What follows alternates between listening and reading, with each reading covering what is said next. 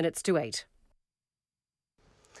And this is Morning Report, and welcome to the final one of our election specials for this election campaign. This morning, an extended interview with the Green Party leader, James Shaw. Now, you can listen to this as normal, as many of you are on the radio, but you can also watch the live stream video on our Facebook page, on YouTube and on Freeview Channel 50. So welcome to you, James Shaw. Thanks for joining us. Thank you for having me.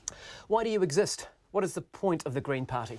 Look, the Green Party, I think, is the party in Parliament that pays attention to the long term, right? And if you look at all of our campaigns, they have tended to be viewed through the eyes of your children or your grandchildren. So the things that concern us the most, whether it's cleaning up our rivers or endemic poverty or, my personal specialty, which is climate change, these are long-term challenges that successive governments haven't grappled with successfully. Okay, so you're the long-term party. Let's come back to that throughout the interview, because Sure. You've established what it is that you're actually about. I put it to you that the campaign, the short term, has been disastrous. You've lost nearly 2/3 of your vote on some polls. You were at 15 and you're at 5 or thereabouts. It's been a shambles for you. Look, a good friend of mine once said to me, sometimes the ball bounces towards you and sometimes it bounces away from you, and you just have to play the ball as best you can. That's what I've been doing, in the time that I've been leading the Green Party. Not all of the circumstances are within our control, right? But we've got to just play the best game that we can, and I think that we are. Well, actually. to take your sporting analogy, it was an own goal, wasn't it? Well, Metiria Tudei. Well, look, I mean, this is why you're sitting here alone today, right? So obviously that didn't work out as well as we would have liked it to. But at the moment... Is that a massive understatement? Well, look, I mean, there have been other things that have changed in the political landscape as well recently, which you'll have noticed. But my goal at the moment is, I'm just focused entirely on the election itself. And ensuring that we have the most possible members of Parliament to contribute to a Labour-Green coalition after election day. Right now, to tell you the honest truth, Guy, I cannot spend that much time looking in the rearview mirror. We've got an election to win, and as the polls are starting to show, it is very, very tight, and we're very, very close. And we'll get to a lot of that. But why is it that you didn't move to appoint a new female co-leader and say, OK, look, we've got a constitution here, but this is a constitutional crisis for the Green Party, and move to actually appoint a co-leader? So we've got historical precedent for this. You'll remember, of course, that Rod Donald died shortly after the 2005 general election, and that Jeanette Fitzsimons carried on as but not the sole during an leader. election campaign, with respect. Well, no, but I guess the thing is that we couldn't really afford to be internally focused on that kind of stuff. We've really got to focus on the election campaign and taking our message to voters. And so we made the decision that's what we needed to do. There are 3 women in our current caucus who have stepped up into leadership roles to support myself and the rest of the team through the campaign. So you've got Marama Davidson and Eugenie Sage and Julianne Genter have all taken on more senior leadership roles. Gareth Hughes has stepped up as the kind of campaign leader as well. Okay. And so we've got a leadership team that I think is more than capable of doing the job. All right. Can we talk briefly about Metiria Tudei? Because we've got some time. So can we talk about that? Have you spoken to her recently? Yes. When was the last time you spoke to her? I think a few days ago. She was in the office briefly. So is she part of the campaign and the strategy, and is she rolling that out in the back rooms, or...? She is doing a job down in Te Tai Tonga, which is a pretty big electorate. As you know, it covers the entirety of the South Island as well as most of Wellington. And she's running a campaign there to make sure that we get the maximum party vote, not just in Te Tai Tonga, but as part of the Māori campaign. So we're running a very strong Māori electorates campaign this time, and she's a critical part of that Do you campaign. think she was treated fairly? No, I don't. And I think that there were moves in some parts of the media which kind of really went beyond reasonable bounds. I mean, at the time... That's interesting, because that contradicts what you said at the time. No, you did, didn't you? You said that the media was doing its job. Well, and overall, I think that is true, right? And they have a right to ask questions, but I think that some of the kind of areas where she was getting pursued were unreasonable and not founded on anything other than rumour and hearsay. Did Labour treat her fairly? Because Labour ruled her out, didn't they? I mean, Materia actually ruled herself out. She knew which way it was going politically and said that she wouldn't, be asking for a ministerial post. I mean, Jacinda essentially came to the same conclusion at about the same time. So, And you agreed with all that? I did, yeah. The idea was, backed by you, that we would start a conversation about poverty and what it's like to live on a benefit. Did we have a constructive discussion about that? I actually think, and actually in the last few weeks, that is now happening. I mean, the thing that I've been frankly astounded by and very pleased by was at the leaders' debate a couple of weeks ago when both Jacinda Ardern and Bill English said that they were going to set a goal of lifting 100,000 children out of poverty. And that is a goal that we set in our 2011 and our 2014 election campaigns. On climate change, you have the Labour Party adopting the same goal that we had been speaking about for most of the year. On clean rivers, this week, Bill English matched our offer to farmers in terms of the amount of money that we were going to do to help them with sustainable farming. That's your influence. practice. We're getting off this subject, and we'll come to some of those, but I Yeah. want to stay with poverty at the moment Sure. because that's the flow of this conversation. And you say that there's been a conversation about that. One of the key parts of your policy was to reduce or eliminate sanctions for benefits, right? You want to raise core benefits by 20%. And you want to eliminate sanctions. So would that mean no sanctions at all, no work testing, no drug testing? No, there's still obligations, right? But the punitive sanctions that are being applied are throwing people out on the street. So there's a direct correlation between the numbers of people that you're seeing living on the street and living in cars and garages and the introduction of ever more punitive sanctions. We're hearing stories, not just as a result of this campaign, but in the lead up to this year, about people who have to have up to 25 different interactions with government agencies just to secure the following week's income support. Some people have said that they spend 40 hours a week securing the following week's income support. What I would like us to see is a situation where you've got essentially a guaranteed minimum income, a line below which you just shall not fall, and that you spend 40 hours a week trying to find yourself a decent job. So what would change for people on a benefit if you had your way? What obligations, if any, would they actually have? So we're still asking people to go out and look for work and those kinds of things. But the whole point... But you wouldn't face any sanction if you did not do that? No, what we're trying to do here is this is a complete change in the way that we think about the social safety net. So it's more akin to what the Opportunities Party have been saying with the idea of a universal basic income. It's not as expensive as that, and it doesn't apply to people who don't need it. It only applies to people who need that support. But when you get to that point, right, when you fall to that level, what we're saying is that there will be a level of support, and what that does is it enables, I mean, the critical thing here is that it enables people to take on precarious work, which is really growing. I mean, these stories about people who are earning 5 hours one week and 20 hours the next and 8 hours the week after. It actually enables you to move in and out of that kind of situation without having your benefit Because you're cut also raising the abatement levels, aren't you? That's The right. rate at which it cuts in. That to me is actually the critical component of the whole policy. You would allow people to earn more before their benefit starts to That's reduce. right. Okay, let's look at where the rubber hits the road on this, though, the actual reality, the chances of you actually being able to implement it. Because when I look at your policy in its entirety, these benefit rises and also the drop in the lower tax rate, which allows people at the lower end to earn more money, which is what you're all about.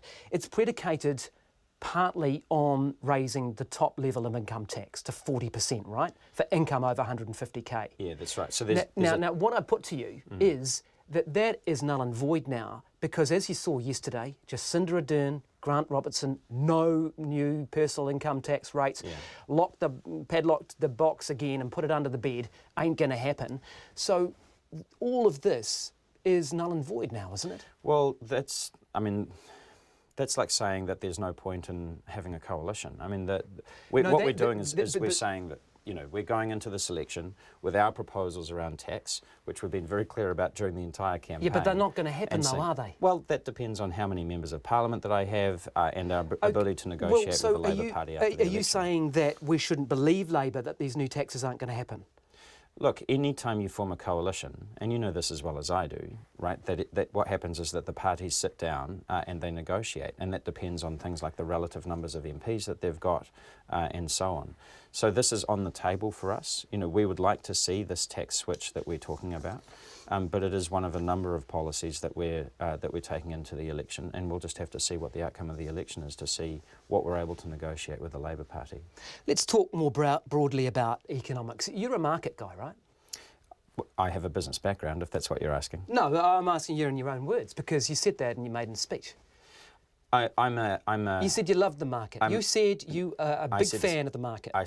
And I then said, but markets are not sentient, right? They like fine for allocating resources, but they don't actually do most of the things that we need to do in a civilised society. That's why you need government.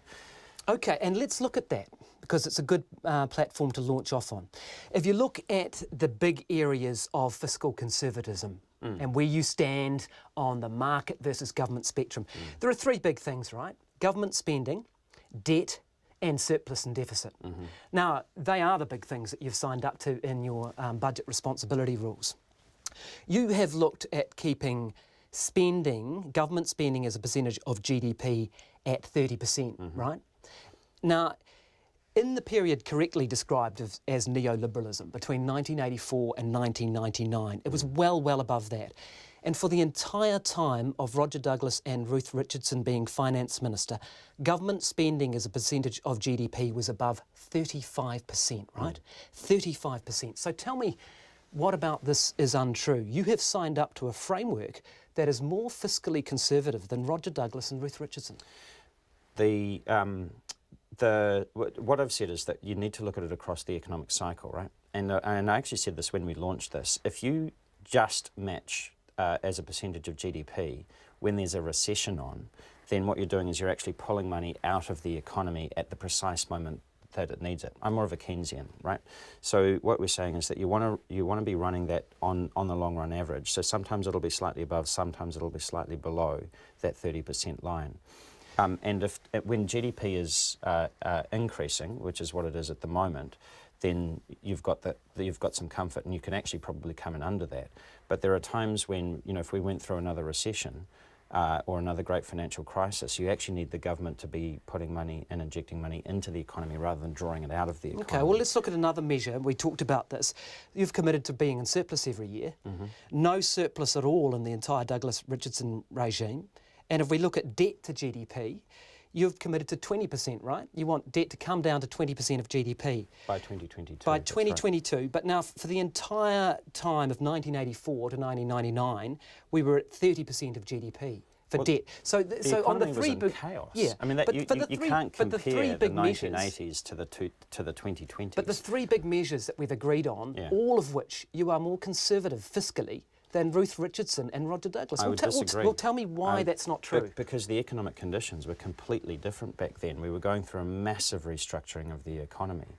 Now, you know, where we've gotten to. So is they were right to do those things? There were certainly some changes that had to happen after Rob Muldoon had run the economy into a wall. But the way that they went about it, putting the country through a crash course like that, throwing hundreds of thousands of people out of work, and the benefit cuts that Ruth Richardson put in place in 1991 are directly responsible for the consequences that we see now. But isn't it interesting that garages and on the street? Yeah, but isn't it interesting that you are signing up to a fiscal framework that is miles different from what they had, and you're right to say that New Zealand was very different. So let's talk about Scandinavia, because this is where the conversation always goes after a couple of beers talking to someone, isn't it? Sure.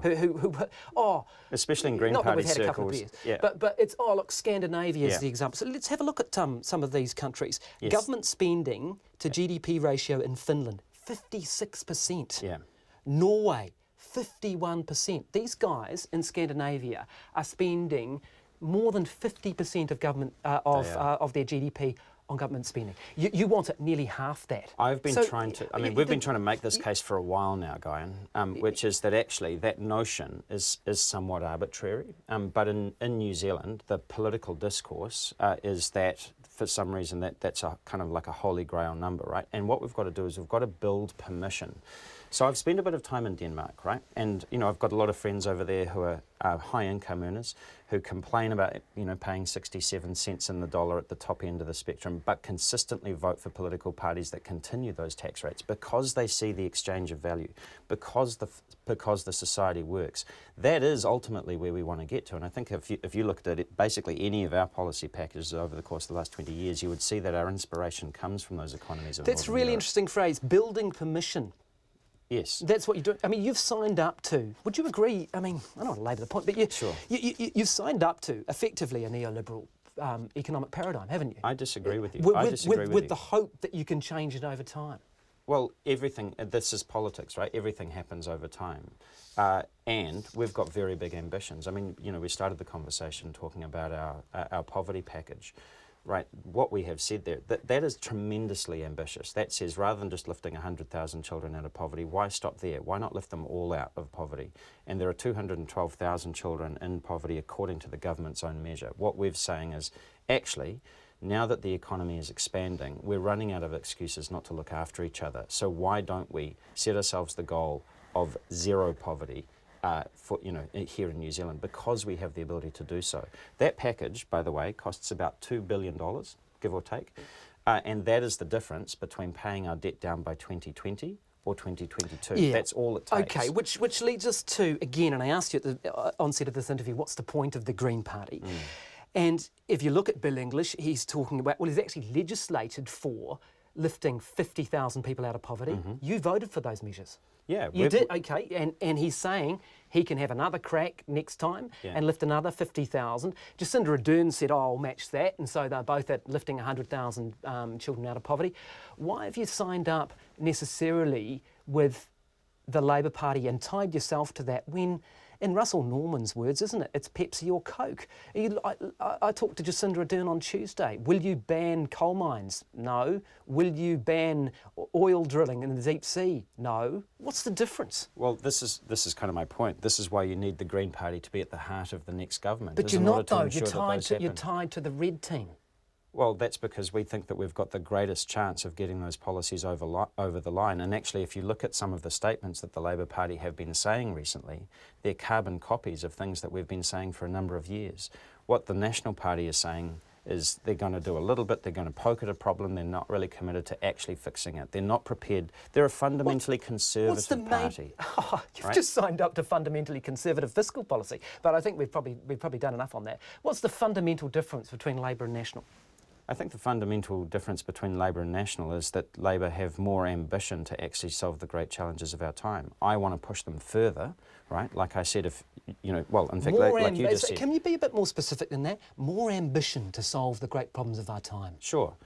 Well, you just listed some of them yourself, Guyan. So on the climate challenge, for example, you know, we have been saying for months that we want New Zealand to set ourselves the target of being a net zero emissions economy by 2050. Yeah, but I'm talking about Labour and National. What's the difference? Well, National won't even touch that with a barge pole. Labour have actually signed up to that now. Well, and I they would still argue, want to drill for oil. Well, hence my point, Guyan. This is why you need the why you need the Green Party to be at the heart of that government, because you actually cannot say that you're serious about climate change and making New Zealand a net zero carbon economy if at the same time you're also committed to opening up new coal mines or new oil drilling in our deep. Can I put it this way? Is Labour the greatest threat to your existence, or your greatest opportunity for government?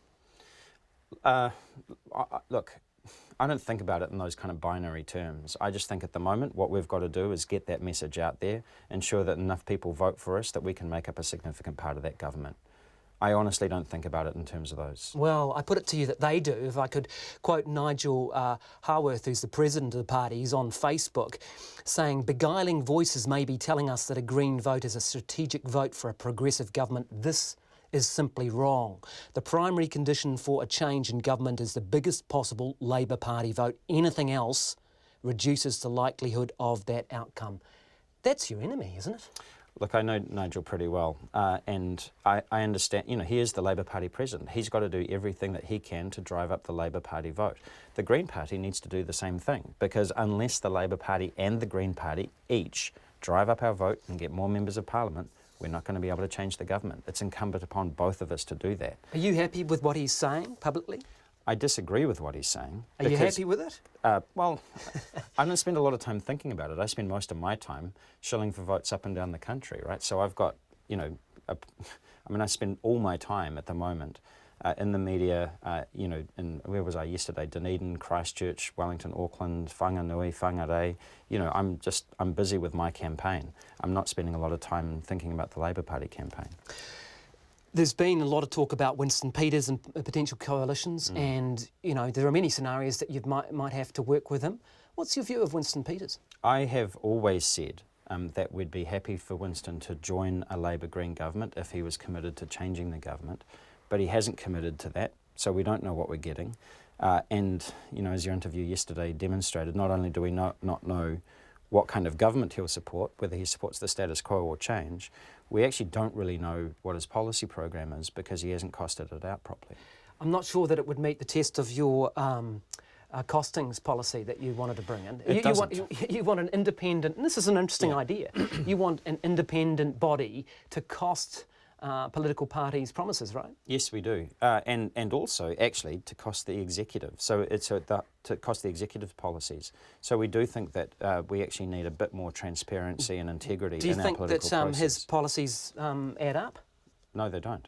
No, we did a little bit of analysis. We think that he's got a minimum of $10 billion worth of new spending that he's outlined over the course of the campaign. But as far as we can work out, he's made no commitments in terms of new revenue or $10 billion worth of cuts to existing spending in order to pay for those promises. So, I think that with Winston you get a government of chance, and with us you get a government of change. So, like I said, we're happy to work with him on areas where we've got common agreement, but we certainly don't want to be reliant upon New Zealand First in order to form a government. Now, you've been promised the first call from Jacinda Ardern post-election. What of the first words of that first phone call are, "Sorry, James"? Guy, that's a sort of speculative comment. I mean, we've got to wait and see what the result of the election is. And I'm perfectly happy to, get through, see what the numbers are, and that'll kind of determine... You're not in a very strong position for bargaining, though, are you? Well, at the moment, I mean, if you look at that TVNZ poll yesterday, and I do take every single poll with a very large grain of salt, but that does indicate that Labour and the Greens would be able to form a government together without relying on New Zealand First or indeed any other party. And I think that that is a pretty significant thing. And I think the vast majority of people who want a change of government want it to be a Labour Green government, not a Labour New Zealand First government. Okay, well, let's look at what that might look like if you did get there. What do you want if you get there? Because obviously your extensive manifesto cannot be implemented in full.